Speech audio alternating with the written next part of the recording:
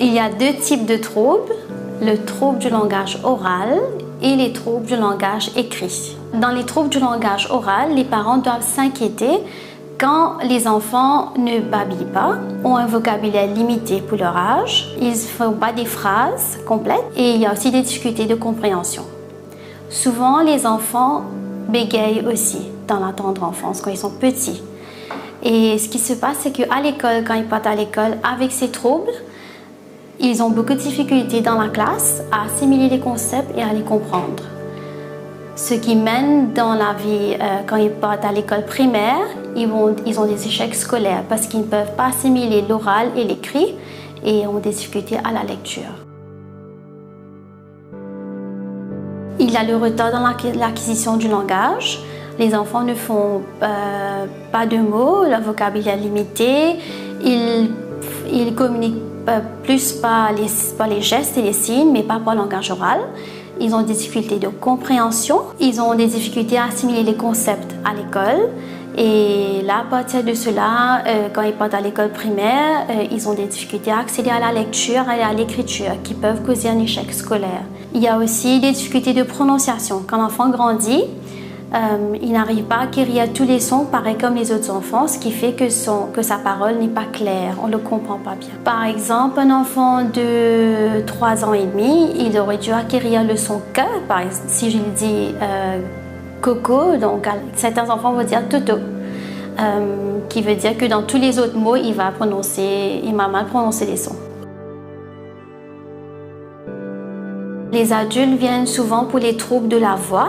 Par exemple, quand la voix est rauque ou ils perdent la voix au travail.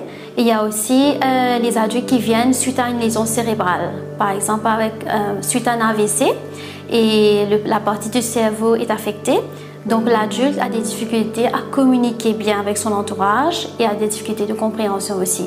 Donc ce qui fait que l'adulte se sent frustré et isolé et n'arrive pas bien à se sentir bien au sein de sa famille. Il y a des adultes qui ont aussi des troubles de la déglutition, ça veut dire qu'ils n'arrivent pas à avaler correctement. Donc la nourriture va faire fausse route et ils s'étranglent. En orthophonie, on donne des stratégies pour pouvoir les aider à avaler correctement et pour pouvoir se nourrir bien. Les personnes malentendantes, une fois qu'ils sont appareillés, ils suivent une thérapie avec l'orthophoniste pour pouvoir accéder au langage. Le résultat est très bon, oui, vraiment. Ils répondent très favorablement à la thérapie. Le rôle de l'orthophoniste, c'est de dépister, d'évaluer et de donner un diagnostic pour le trouble du langage de l'enfant. Et à partir de cela, pour avoir un diagnostic, il faut travailler en équipe aussi. Il faut travailler avec les psychologues, les médecins, les neurologues pour pouvoir donner un bon diagnostic et à partir de cela qu'on peut commencer la thérapie. Cela dépend du trouble. Si c'est un trouble léger, les enfants ou l'individu répond favorablement à la thérapie et progresse bien. Si les troubles sont beaucoup plus sévères, là, ce qui se passe, c'est qu'on a besoin d'un encadrement pour l'enfant avec d'autres thérapies qui peuvent l'aider à progresser mieux, avec l'ergothérapeute, la psychologue. Donc, il doit y avoir un encadrement avec la famille aussi et la collaboration de la famille pour que l'enfant puisse progresser. Tout cela est très important. Dernièrement, j'ai reçu un petit garçon qui était malvoyant, mais qui entendait bien, mais qui n'avait pas développé le langage.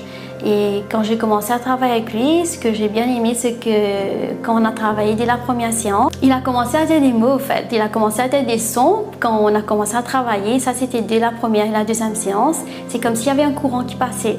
Donc, la maman était tellement contente qu'elle a commencé à pleurer parce que ça fait chaud au cœur quand on voit qu'on peut les aider à communiquer, en fait. Parce que la vie, ça se passe sur la communication. Donc, si on communique bien, on se sent bien dans sa peau et puis on se sent bien dans la société.